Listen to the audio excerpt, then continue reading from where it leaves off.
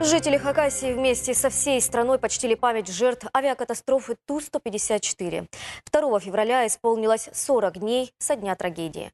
В Хакасской республиканской филармонии прошел концерт. На сцене повторили программу, с которой руководитель ансамбля Александрова Валерий Халилов гастролировал в ноябре 2015 года в Хакасии.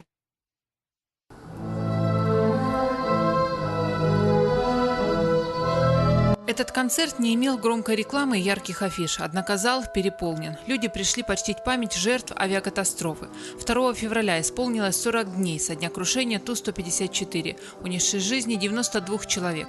Из них большая часть – артисты ансамбля Александрова. На борту самолета был руководитель и дирижер главного военного коллектива страны Валерий Халилов, Антон Губанков, директор департамента культуры Министерства обороны, общественный деятель Елизавета Глинка.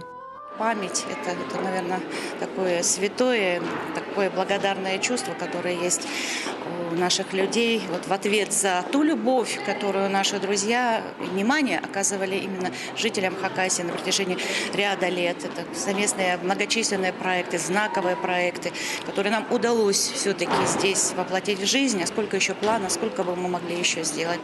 Почтить память погибших приехали делегации практически со всех районов республики. Это и неудивительно. Валерий Халилов гастролировал по Хакасии. Он не делил зрителей на столичных и провинциальных. Он любил и уважал всех. Зритель чувствовал это и отвечал взаимностью. Мы помним еще тот концерт. Мы были в восхищении, потому в этот раз мы идем с надеждой еще раз встретиться с той музыкой. Это просто неописуемая и неизмеримая потеря, я считаю. Такого больше ансамбля, мне кажется, не будет.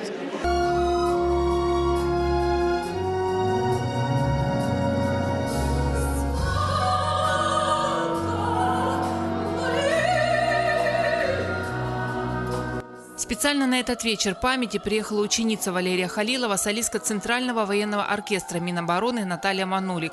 В ее репертуаре песни на музыку Валерия Михайловича. Один из его последних романсов «Не уходи» сегодня звучит по-особенному трогательно.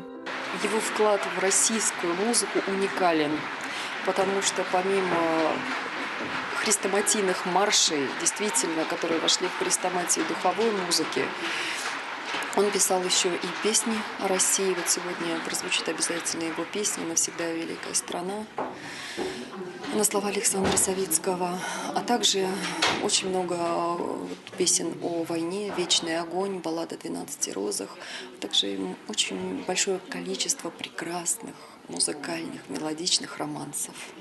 Валерий Халилов не раз приезжал в Хакасию с военным оркестром, радовал Абакан на День города и 9 мая. Были творческие планы и на этот год. Антон Губанков работал с нашим Министерством культуры много лет. Благодаря его личной инициативе в Хакасии прошли ряд интересных проектов, выставок и концертов. Одним словом, это было не просто сотрудничество, это была настоящая дружба. Жаль, что их больше нет. Я не буду сегодня говорить, что мы назовем, не назовем в честь их. Есть мысли.